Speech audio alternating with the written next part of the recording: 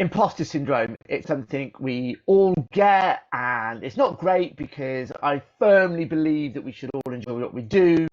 And when that creeps in, it's kind of not, it impacts that enjoyment. So I want to do a video today with the amazing Laura Ansbro because she reframed imposter syndrome in the most spectacular way. And I've been using her reframe widely and freely, and everyone I mention it to goes absolutely crazy for it. So while neither of us are coaches or anything like that, we thought we'd have a little chat about imposter syndrome, or as it should be called, Laura, High achievers doubt. high achievers doubt. How did you come about the reframe?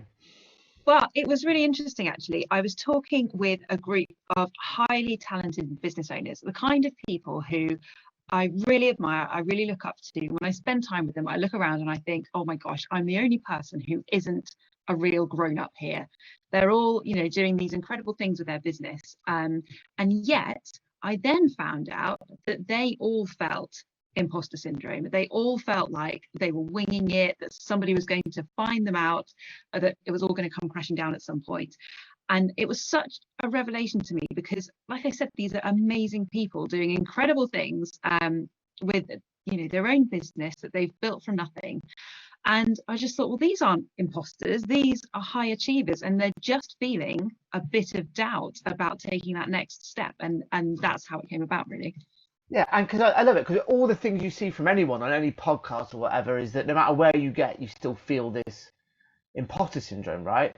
And Yeah. I see it in the work that I do with people on their partnership programs and things. It stops people getting in contact and potentially partnering with brands that people kind of think, oh, why would they want to work with me, or I'm not good enough for them. And it's insane. And I've had it. I've partnered with big organizations before, and our contact left, and I was really worried about what that might do for our relationship. It was a big national supplier, and at the handover meeting that I think went all right, I hung around to speak to my old contact who was leaving, and said about my concerns, and he said, I don't think you realise how big a part you play in our UK-wide marketing strategy.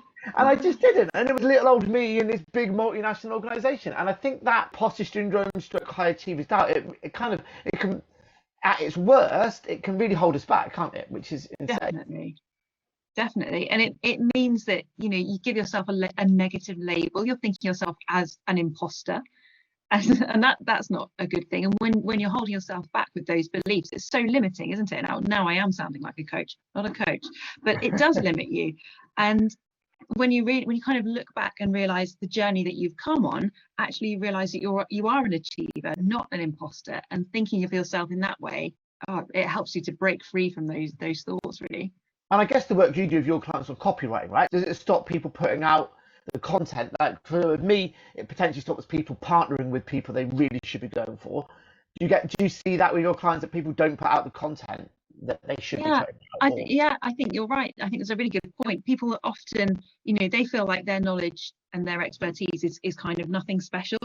And, why would the world want to hear from them? And I totally understand that, because that's exactly how I feel about my business. I love celebrating my clients and what they do and the amazing work that they're doing, and the achievements that they're making, and demonstrating their expertise through kind of blog posts and articles, that kind of thing. But for them, it's like, well, why would anybody want to read that? But actually, there's always something in there that is, for somebody, will be completely groundbreaking and will be a bit of a revelation for them, that light bulb moment. And it's the imposter syndrome sometimes that's holding them back from doing that, or the belief that they don't want to write because they're not very good at it. They don't know how to express their feelings and their thoughts, and that's again where I come in and helping them just to express them in a way that they feel really comfortable with. Yeah, I know when I first started my business, that there was an element of that imposter syndrome there, because I just thought that what I did and what I inherently know was just common sense. And there's a saying I use now all the time, that it's not common sense, it's experience. And your experience is absolutely vital to someone. It's common sense to you because you've done it so many times. And so but you're right, we have this little voice in our head that says, well, that's just what I do. That's not a value, is it? And of course, all know that it is, isn't it? So yeah, we do ourselves such a disservice when we think like that, don't we? that we don't know anything different to anybody else, but we are experts. We do know because we've had that experience. And you're right, common sense is learned. It's not something that we're actually born with. We have learned that stuff.